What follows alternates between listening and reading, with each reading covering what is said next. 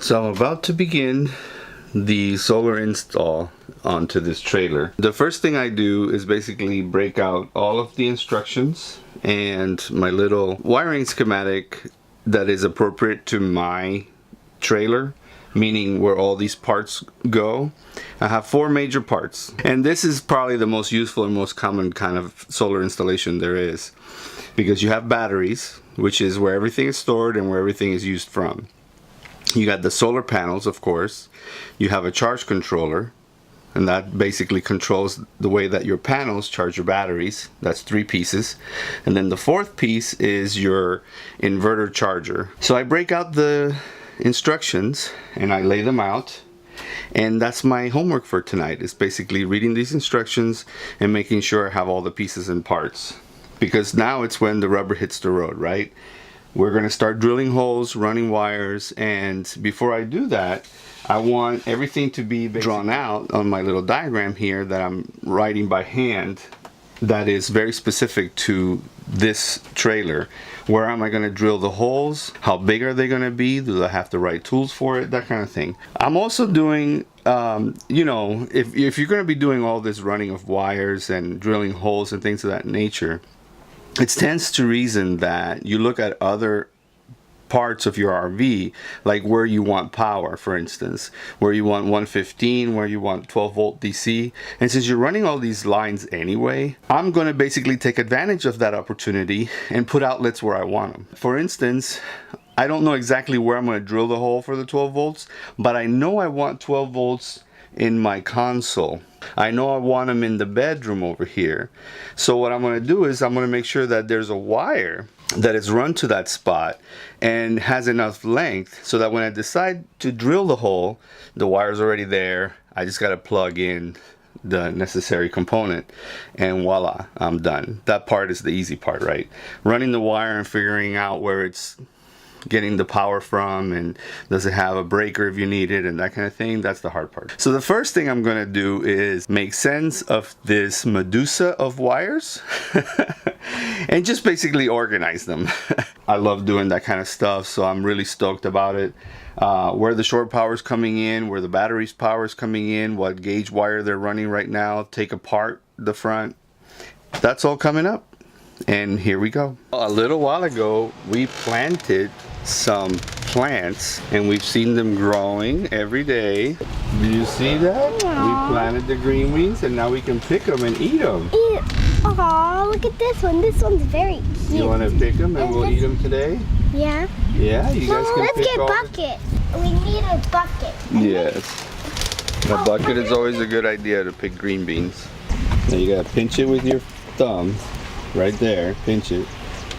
There you go. Like grits and eggs and green beans and just grits. Grits and eggs with green beans? We can do that. I mean just oh my goodness, I'll pick these. This one's Pinch it right dead. here at the top, baby. Is this one dead? Yeah, that one dried up. You can put it in there anyway. And look, there's some more here, Emma. Look at yours. Axel. Get a bucket. It's for everybody. Oh my goodness. Get a bucket for Emma. No. Why don't you share your bucket like a big boy? Huh? Oh my goodness, look, it has Look a at big, that fat one. it has a big butt. Yeah, see how we're sharing? Huh, Chifo? Maybe the ants can eat this. The ants will like it. Maybe. But I'm You done picking? I think she's done. I'm saving some for later. No, we pick them all. Because the plant is done putting them out. Oh, I broke the root. I know, guys. You got to pinch it at the top. There you go. And we can take this out. And we can take the sticks with it. We'll wait till we plant the new ones, and then we'll take the sticks with us. What do you think? Okay. That's all. That's all. Is this a diagram? Yes. That's the diagram I'm drawing. I'm going to color it in. No. But that's not a bad idea. Well, why do you have those? Because this is what's in the RV right now. I'm done drawing it. And now, with these color pencils, I'm going to draw where the new wires go. So as I was telling Axel, I'm here to the part where I've drawn out how the system is wired throughout the trailer, and it's really quite simple. It's basically, I found where the 30 amp where you plug into shore power, where that wire goes all the way to the sub panel, and then I traced the battery wires to see where they go, what route they took under the RV and so forth to the sub panel. And now that I have everything drawn the way that it is outside, now I know what I need to run and where do I need to make the holes and tie strap and all that kind of stuff. So that's what I'm doing next.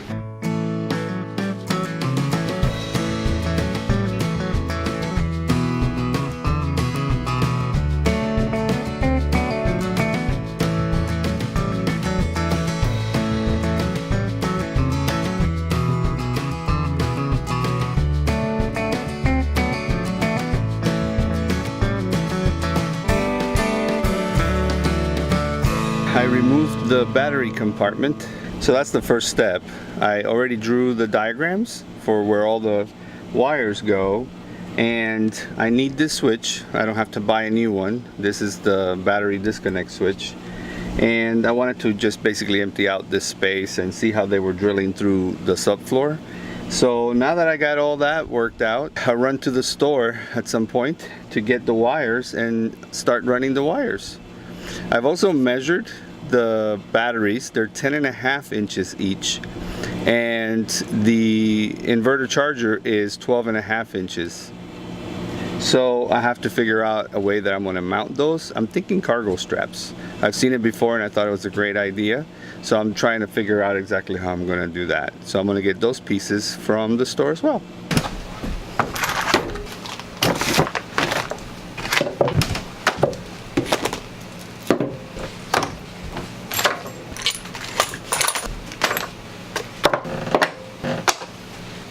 So that is day one of the build.